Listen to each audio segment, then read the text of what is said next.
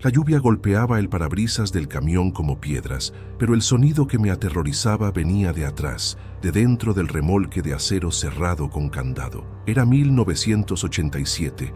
Estaba parado en el arcén de la Sierra de la Niebla, temblando, sosteniendo una palanca. La regla del contratista había sido clara: nunca abras, ignora los ruidos, es solo ganado agitado. Pero el ganado no llama por el nombre del padre. El ganado no llora con la voz de mi hija de 6 años, a niña. Papá, está oscuro.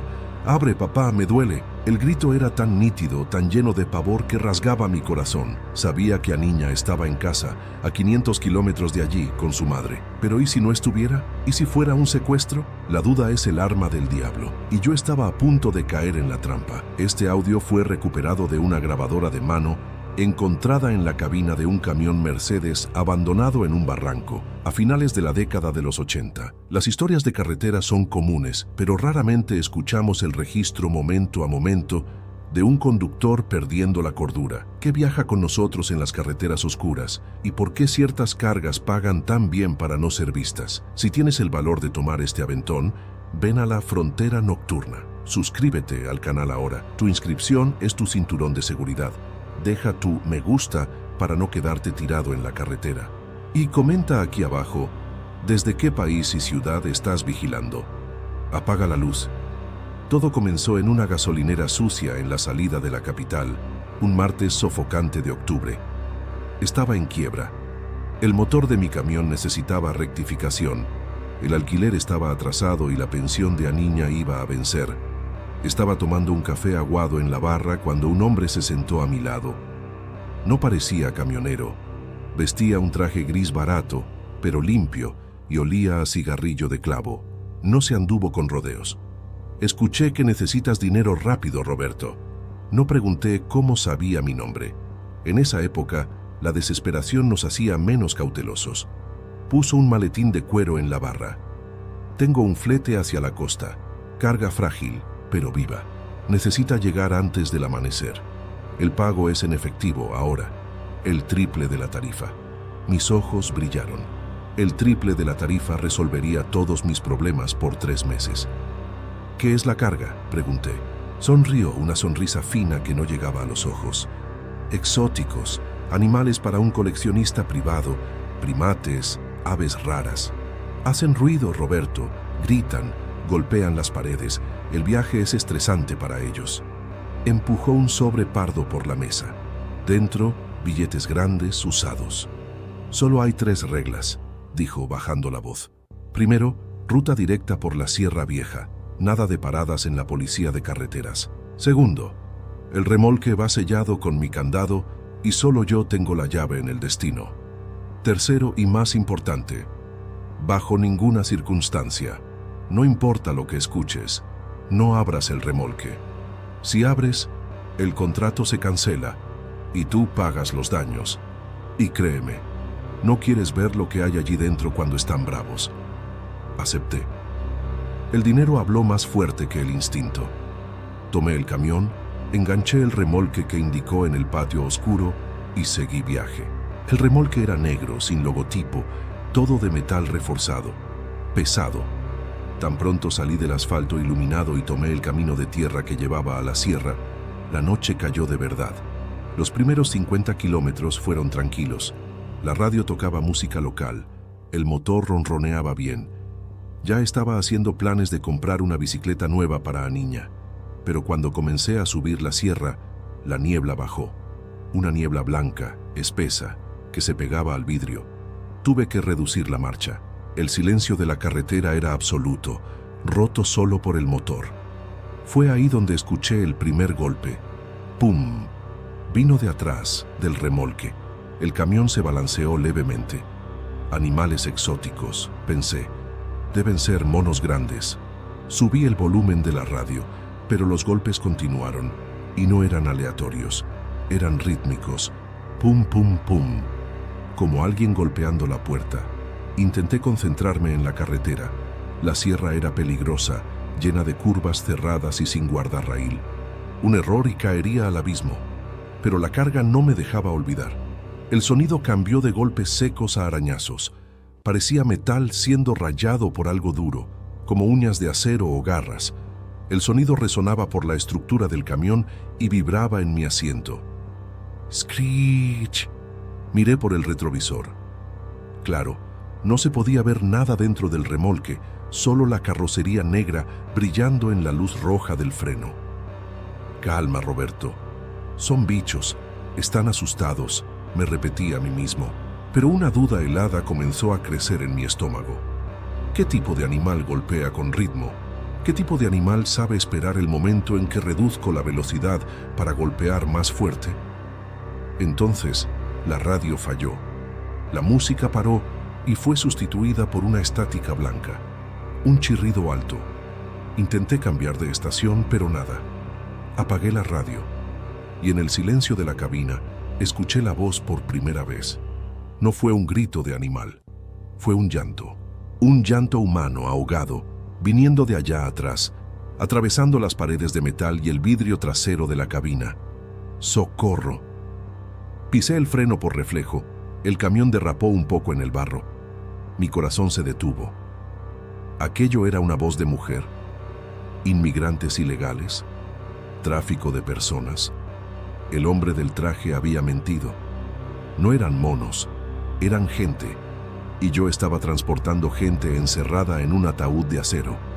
El sudor frío escurrió por mi espalda. Si la policía me atrapaba, estaba acabado, cómplice de secuestro. Pero mi conciencia pesó más.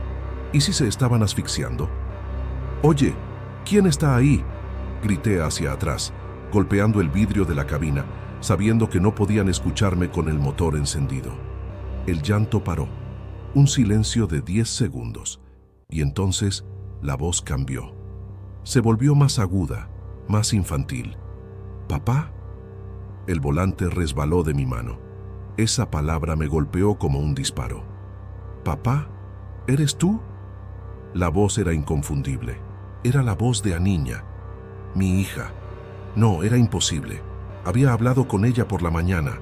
Estaba en la escuela. Vivía con su madre.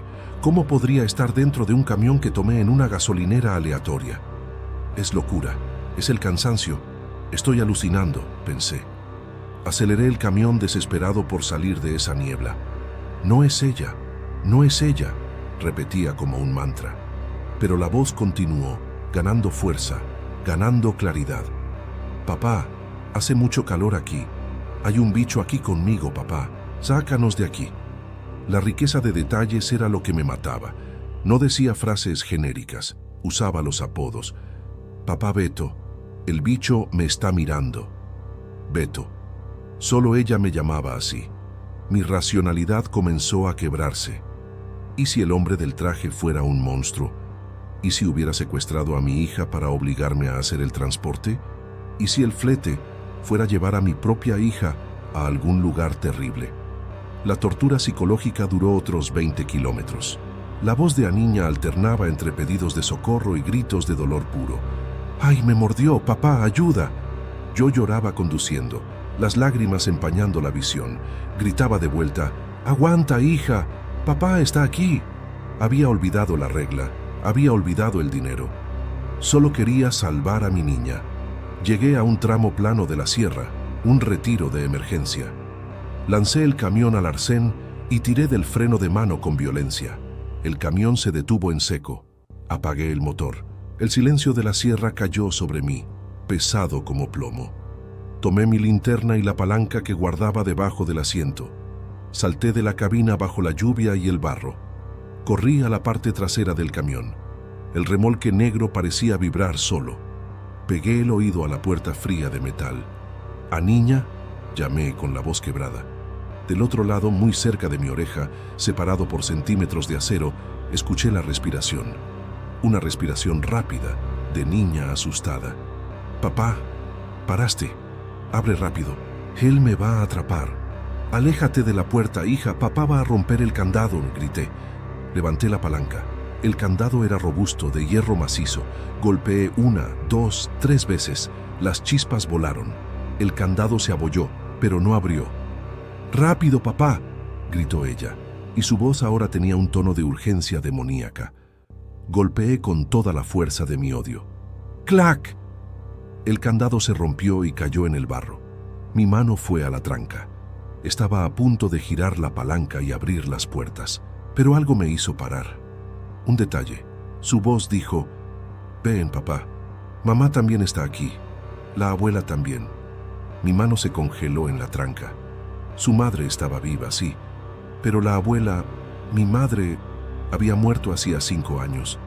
A Niña ni siquiera la había conocido bien. ¿Cómo sabía a Niña que la abuela estaba allí?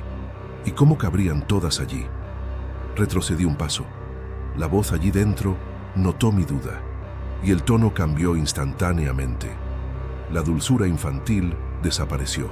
La voz se engrosó, se distorsionó, se convirtió en un gruñido grave, doble, como si 2 personas hablaran al mismo tiempo. «Abre ahora, Roberto. Tenemos hambre». No era mi hija. Nunca lo fue. Aquello había leído mi mente. Había pescado mis recuerdos más preciados para usarme como llave. El hombre del traje dijo: «Gritan, golpean». No dijo que imitaban. El remolque entero se sacudió con una violencia absurda. El metal se abolló de adentro hacia afuera, formando una burbuja en la chapa de acero. ¡Pam! Algo con fuerza de toro se lanzó contra la puerta. Si hubiera girado la tranca, estaría muerto. Corrí de vuelta a la cabina, resbalando en el barro, dejando caer la linterna. La puerta trasera del camión ya no estaba cerrada con candado. Solo la tranca manual sostenía aquello, y la tranca estaba chirriando bajo los golpes. Entré en la cabina y cerré las puertas. Mis manos temblaban tanto que dejé caer la llave en el suelo. Tanteé en la oscuridad desesperado mientras escuchaba el sonido de la tranca allá atrás gimiendo. ¡Ñe! Estaba girando. La vibración de adentro estaba abriendo la palanca. Encontré la llave. La metí en el encendido. El motor se ahogó. «Vamos, vamos, porquería», grité. La radio se encendió sola. Volumen máximo, pero no era estática. Era la voz de Aniña, gritando en un bucle distorsionado. «Papá, papá, papá, papá, papá». El sonido llenaba la cabina, dolía en los dientes. Miré por el retrovisor. En la luz roja del freno, vi la puerta del remolque abrirse despacio. Una rendija negra se formó. Y de la rendija salió algo. No era un animal. Parecía un brazo, pero era demasiado largo, pálido, con muchas articulaciones, como la pata de una araña gigante hecha de carne humana. Tanteó el lateral del camión, buscando el camino hacia el frente, hacia la cabina. El motor arrancó. Solté el freno y pisé a fondo. El camión chirrió llantas en el barro y dio un salto hacia adelante. La puerta trasera golpeó con la aceleración, cerrando momentáneamente la rendija, aplastando aquel miembro pálido. Escuché un chillido que no era de este mundo, un sonido agudo que hizo que el vidrio del retrovisor se agrietara. Bajé la sierra como un loco. Tomaba las curvas en 2 ruedas, la carga allá atrás, lanzando el camión de un lado a otro. La cosa estaba suelta dentro del remolque ahora. Sentía su peso desplazándose. Se lanzaba contra la pared que separaba el remolque de la cabina. ¡Bam, bam! La chapa detrás de mi cabeza comenzó a abollarse hacia adentro. Quería entrar en la cabina. «¡Prometiste!», gritó la voz en la radio, ahora con el timbre del hombre del traje.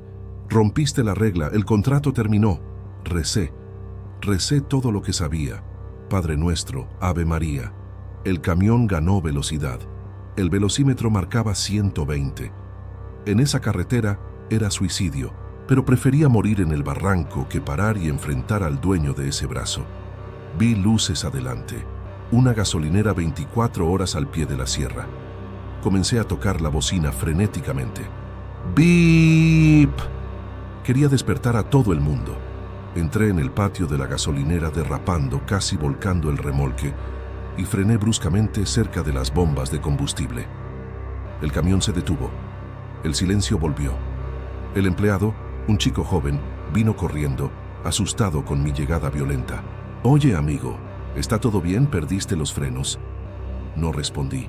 Miré hacia atrás. La puerta del remolque estaba abierta, de par en par, balanceándose levemente en el viento.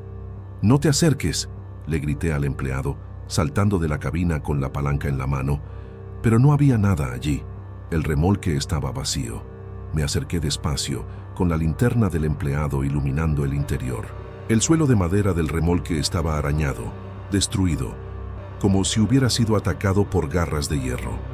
Había un líquido negro y viscoso en el suelo que olía a ozono y azufre, como olor a tormenta eléctrica mezclada con carne podrida. Pero la cosa había desaparecido. El empleado miró hacia adentro e hizo una cara de asco. ¿Qué olor es ese, tío? ¿Y dónde está la carga? Entré en el remolque. En el fondo, cerca de la pared abollada de la cabina, encontré algo. No era un animal, era una grabadora de cinta pequeña, antigua, y a su lado una muñeca de trapo vieja, manchada de aceite. Tomé la muñeca. Era idéntica a una que a niña había perdido hace 2 años en un parque. Idéntica. Apreté play en la grabadora. La cinta rodó y escuché mi propia voz, pero no la voz de ahora. Era mi voz de hace 10 minutos, gritando, «¡Aguanta, hija! ¡Papá está aquí!».